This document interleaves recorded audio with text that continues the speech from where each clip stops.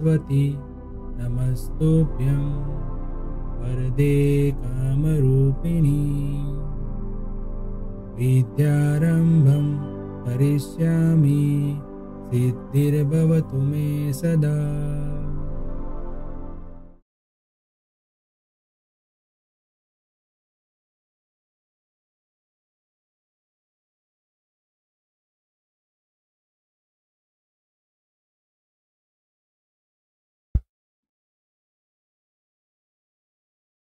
Hello everyone, welcome to मंत्र healer. Amalgamation की first method हमने देखी थी। Amalgamation is in the nature of merger, हमारे फर्स्ट लेक्चर में। आज हम देखते हैं accounts in the books of vendor company. मतलब अमालगमेशन की प्रोसेस जब होती है तो ये प्रोसेस में कोई दो कंपनी जो है वो बंद होती है, उसको हम बोलते हैं वेंडर कंपनी।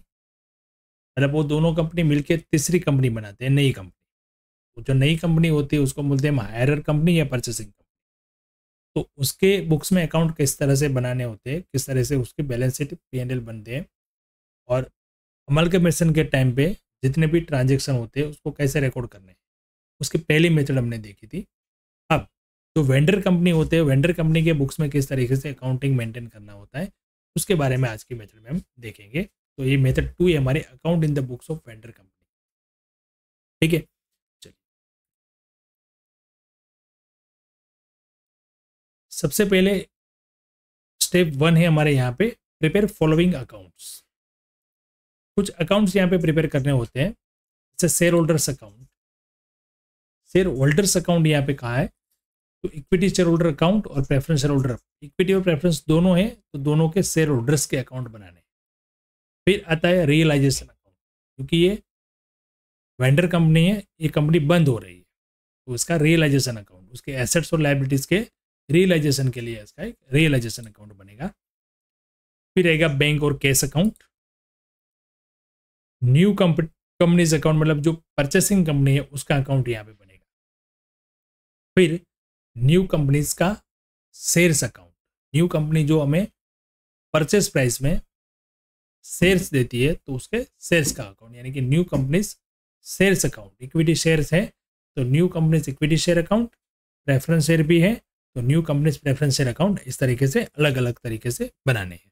तो टोटल 5 अकाउंट्स यहाँ पे हमें प्रिपेयर करना है।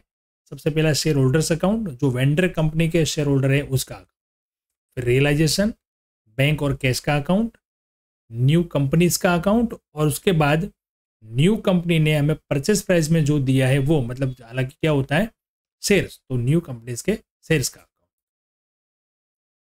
ये सब अकाउंट्स बन जाने के बाद हमारा नेक्स्ट जो स्टेप है वो है all balances given in balance sheet are transfer to the accounts open. अब हमारे पास बैलेंस शीट होती है कंपनी की, तो जब कंपनी की बैलेंस शीट, यानी कि कंपनी ये बंद हो रही है, तो कंपनी के बैलेंस शीट में जितने भी बैलेंसेस दिए उस बैलेंस को हमें स्टेप नंबर 1 में जो अकाउंट बनाए उस अकाउंट में ट्रांसफर करना है।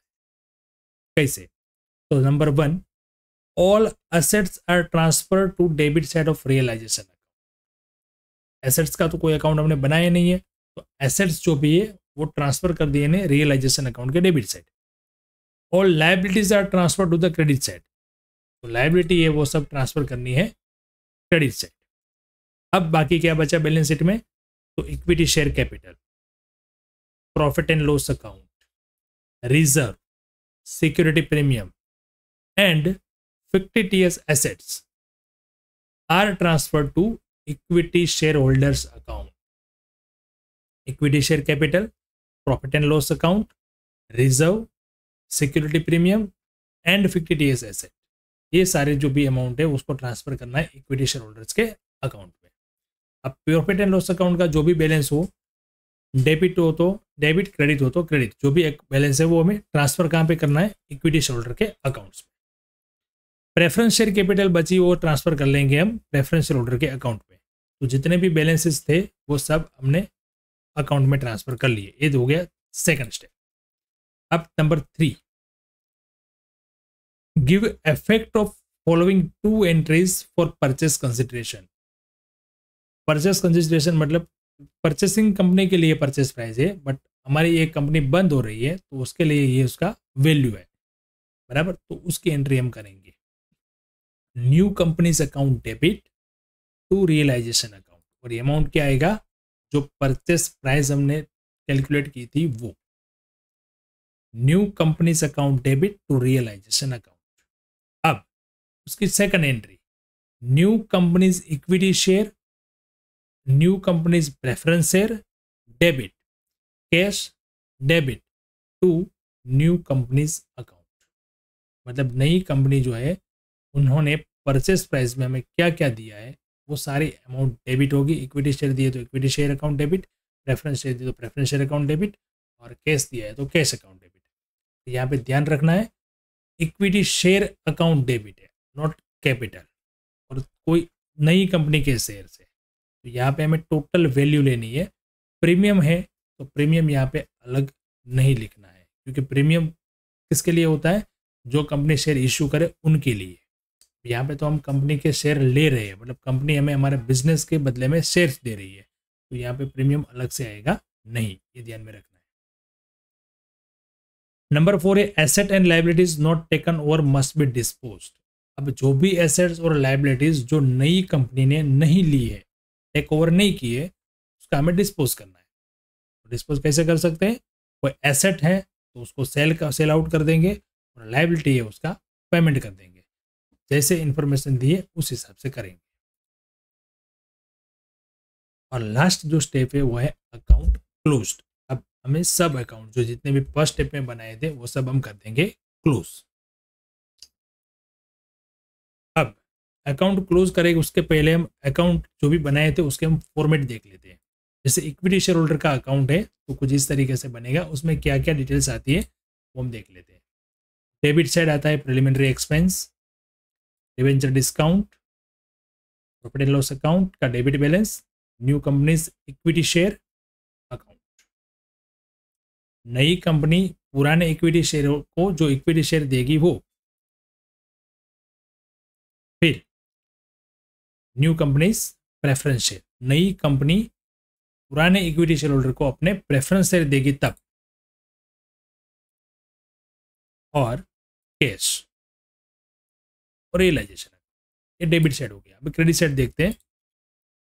बाय इक्विटी शेयर कैपिटल, जो हमारी बैलेंस शीट में थी वो इक्विटी शेयर कैपिटल यहाँ पे आएगी। जनरल रिजर्व आएगा, security premium, profit and loss account का क्रेडिट बैलेंस, और रियलाइजेशन अकाउंट। ये रियलाइजेशन अकाउंट का जो दोनों साइड लिखा है वो रियलाइजेशन अकाउंट से यहाँ पे हम क्रॉस एंट्री करेंगे तब आएगा। ये बैलेंसेस जो है यहाँ पे ध्यान रखना, ये कितने बैलेंसेस हमने ट्रांसफर किए बैलेंस शीट से। तो ये बैलेंसेस बैलेंस शीट में से आएगा, ये भी बैलेंस शीट में से आएगा, ये भी बैलेंस शीट में से आएगा, ये भी बैलेंस शीट की अमाउंट से ही आएगा। ये जो प्रिलिमिनरी एक्सपेंस, डिवेंचर डिस्काउंट, ये जो है वो फिक्टिटियस एसेट है, P&L का डेबिट बैलेंस, बराबर। और ये जो है वो परचेस प्राइस में जो हमें मिला वो आएगा। रियलाइजेशन अकाउंट का प्रॉफिट और लॉस जो है वो यहाँ पे हम ट्रांसफर करेंगे। मतलब रियलाइजेशन अकाउंट जब क्लोज करेंगे तो उसका जो भी बैलेंस आएगा वो यहाँ पे ट्रांसफर करेंगे। वो डेबिट भी आ सकता है, क्रेडिट भी आ सकता है, तो इसलिए हमने यहाँ पे दोनों साइड लिखा है। वहाँ पे अगर डेबिट से डिफरेंस आया तो यहाँ पे क्रेडिट करेंगे, और वहाँ पे अगर क्रेडिट से डिफरेंस आया तो यहाँ पे डेबिट लिखेंगे। तो इस तरीके से बनेगा इक्विटी शेयर होल्डर का अकाउंट। प्रेफरेंस शेयर होल्डर के अकाउंट के अंदर एक ही चीज आती है, सबसे पहले तो ट्रांसफर कर लेंगे प्रेफरेंस शेयर कैपिटल जो आएगा बैलेंस शीट से। अब प्रेफरेंस शेयर होल्डर को नई कंपनी ने जो भी शेयर्स दिए वो आएगा। इक्विटी शेयर दिए तो इक्विटी शेयर, प्रेफरेंस शेयर दिए तो प्रेफरेंस शेयर, कैश दिए है तो कैश। अब रियलाइजेशन अकाउंट मतलब उसका डिफरेंस, जो भी डिफरेंस आता है वो हम रियलाइजेशन अकाउंट में ट्रांसफर करेंगे। प्रेफरेंस शेयर होल्डर का जो भी डिफरेंस आएगा वो ट्रांसफर करेंगे हम रियलाइजेशन अकाउंट में। या कि यहाँ पे डिफरेंस आया तो रियलाइजेशन में जाएगा, यहाँ पे आया तो भी रियलाइजेशन में डेबिट साइड जाएगा। अब आते हैं रियलाइजेशन अकाउंट। रियलाइजेशन अकाउंट के अंदर डेबिट साइड आ जाएगी सारी assets as per balance sheet value. ये ध्यान में रखना है, बैलेंस शीट की वैल्यू ही लेना है, कोई मार्केट वैल्यू लेना नहीं है। मार्केट वैल्यू कहाँ पे लेना है, जब परचेस प्राइस काउंट करे तब, मतलब परचेसिंग कंपनी के अकाउंट्स तैयार करे तब। यहाँ पे नहीं देखना है वो कुछ। कैश अकाउंट जैसे लिक्विडेशन एक्सपेंस का पेमेंट किया तो कैश अकाउंट में यहाँ पे आएगा। प्रेफरेंस शेयर होल्डर्स अकाउंट, जो प्रेफरेंस शेयर होल्डर का डिफरेंस आया था वो इक्विटी शेयर का जो यहाँ पे हम ट्रांसफर करते हैं वो डिफरेंस जो आएगा वो इक्विटी शेयर होल्डर में ट्रांसफर करेंगे। क्रेडिट साइड आएगी वेरियस लाइबिलिटीज, बैलेंस शीट की तरफ से वैल्यू जो थी वो, और न्यू कंपनी परचेस प्राइस आ गई, और इक्विटी शेयर होल्डर जो भी डिफरेंस आएगा वो। तो इस तरीके से बन जाएगा ये रियलाइजेशन अकाउंट।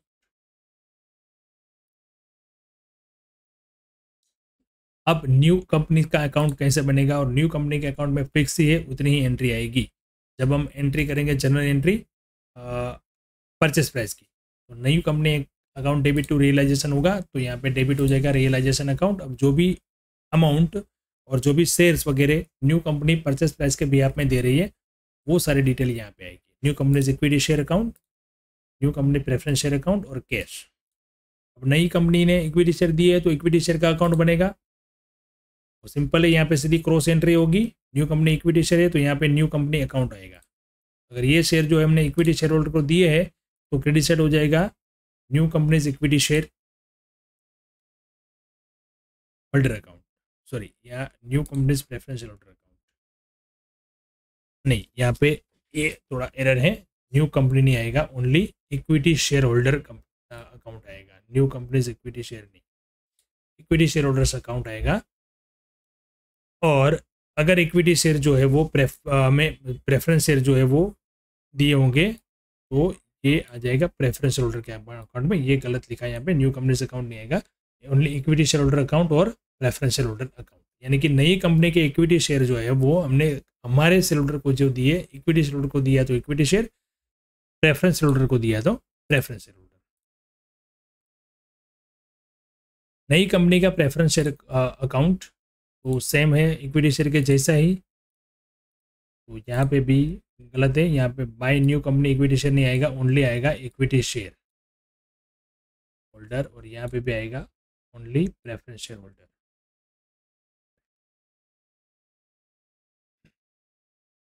लास्ट आता है कैश अकाउंट। कैश अकाउंट में ओपनिंग बैलेंस आएगा, ओपनिंग बैलेंस जो है वो आएगा बैलेंस शीट में जो है वो, फिर नई कंपनी जो बैंक कैश देती है वो आएगा, और जितना भी कैश आएगा वो रियलाइजेशन में हम जितना भी लिक्विडेशन एक्सपेंस पे करेंगे उसकी क्रॉस एंट्री यहाँ पे आएगी, और बाकी जो भी बैलेंस बचेगा वो इक्विटी शेयर होल्डर में या प्रेफरेंस होल्डर में। प्रेफरेंस होल्डर को जितना भी कैश देना है उसकी एंट्री करेंगे, और इक्विटी शेयर को जितना देना है उतनी एंट्री करेंगे, तो ऑटोमेटिक ये कैश अकाउंट जो है हमारा क्लोज हो जाएगा, उसमें कोई बैलेंस बचेगा नहीं। अब कैश अकाउंट के लिए ध्यान में रखनी है खास एक नोट ये है, इफ बैंक और cash balance is not taken over by the new company, bank और cash balance is not taken over by the new company, अगर नई कंपनी बैंक और कैश अकाउंट नहीं लेती है, देन कैश और bank balance must be shown in debit side of cash और bank account in opening balance. यहाँ पे जो ओपनिंग बैलेंस है वो कब दिखाना है उसके बारे में नोट पढ़ लेना बार बार। अगर जो नई कंपनी है वो बिजनेस खरीदती है तो बिजनेस के टाइम पे कैश और बैंक बैलेंस ले लेती है, तो हमें यहाँ पे ओपनिंग बैलेंस लिखना नहीं है,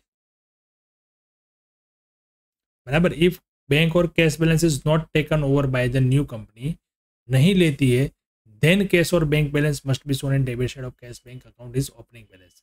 ओपनिंग बैलेंस में तभी दिखाना है जब नई कंपनी जो है वो कैश बैंक लेती नहीं है, ठीक है।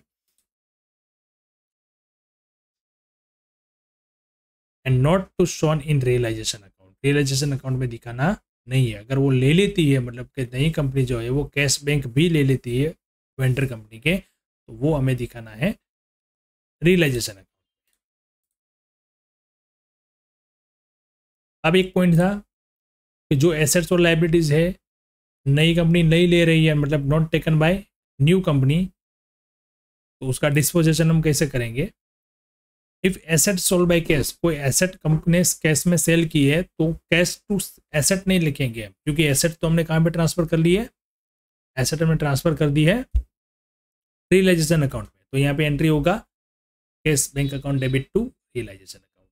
और कोई लाइबिलिटी जो है वो पेड करते हैं तो एंट्री होती है realisation account debit to cash bank. बस सिंपल सी दो एंट्री खाली आएगी। अब कैसे अकाउंट क्लोज करने हैं वो भी एक सिस्टम है, वो भी एक आपको स्टेप बाय स्टेप फॉलो करना है। सबसे पहले अकाउंट क्लोज करना है प्रेफरेंस शेयर होल्डर का, और जो भी डिफरेंस आएगा वो कहाँ पे ट्रांसफर होगा, रियलाइजेशन अकाउंट। फिर सेकंड क्लोज करना है रियलाइजेशन अकाउंट, और इसका जो भी डिफरेंस आता है वो ट्रांसफर करना है इक्विटी शेयर होल्डर अकाउंट में। उसके बाद क्लोज करना है कैश अकाउंट, और इसका भी जो डिफरेंस आएगा वो ट्रांसफर हो जाएगा आपका इक्विटी शेयर होल्डर के अकाउंट में। अब क्लोज करना है इक्विटी शेयर होल्डर्स का अकाउंट, ये मैच हो जाएगा, इसमें कोई बैलेंस नहीं आएगा।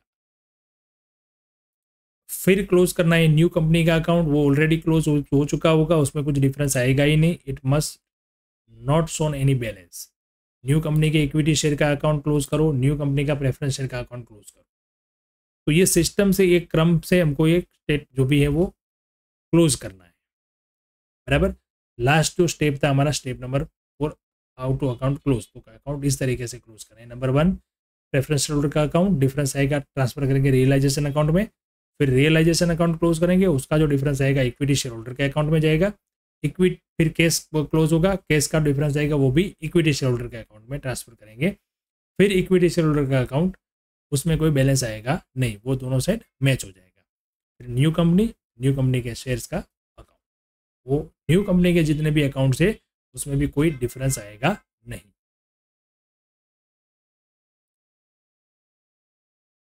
अब कई बार आपको वेंडर कंपनी के बुक्स में जर्नल एंट्री भी करने का क्वेश्चन आता है। तो ये लेजर बनाने का क्वेश्चन था। एक क्वेश्चन होता है कि prepare ledger account in the books of vendor company, तो आपको ये लेजर बनाने और इस हिसाब से उसको क्लोज करना है।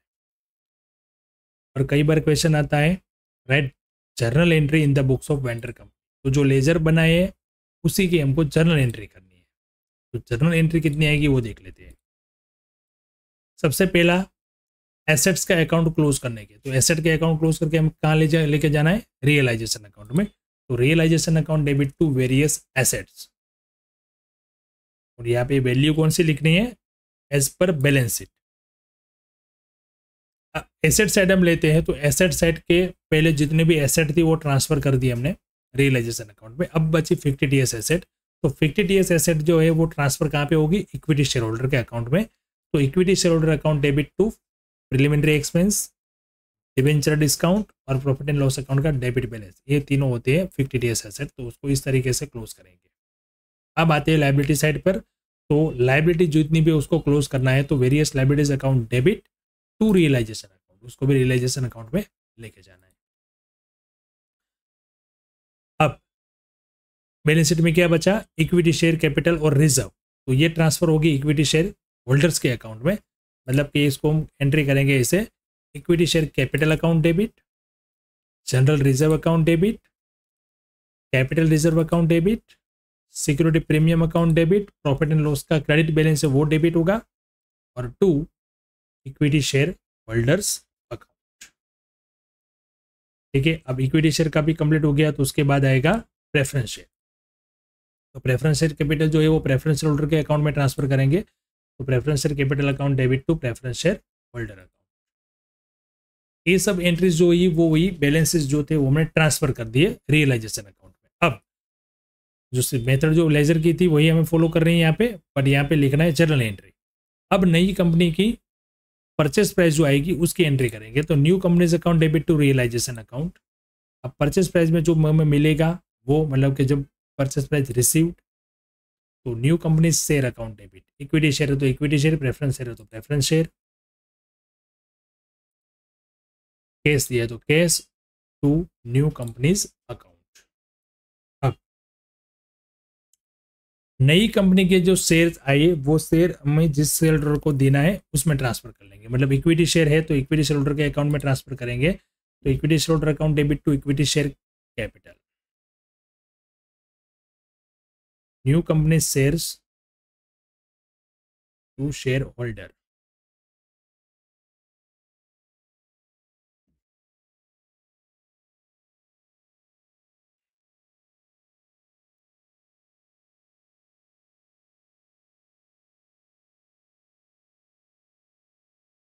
ये एंट्री कुछ गलत लिखी है, जस्ट मिनट, उसको मैं करेक्ट कर लेता हूँ।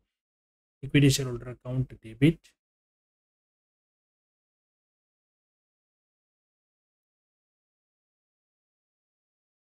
Equity share holder account debit, preference share holder account debit to new companies equity share to new companies preference share. यहाँ पे मैंने ज्वाइंट एंट्री कर दी है, आप अलग अलग से भी कर सकते हो। इक्विटी शेयर होल्डर को इक्विटी शेयर दिए, प्रेफरेंस शेयर दिए, तो equity share holder account debit to equity share to preference share.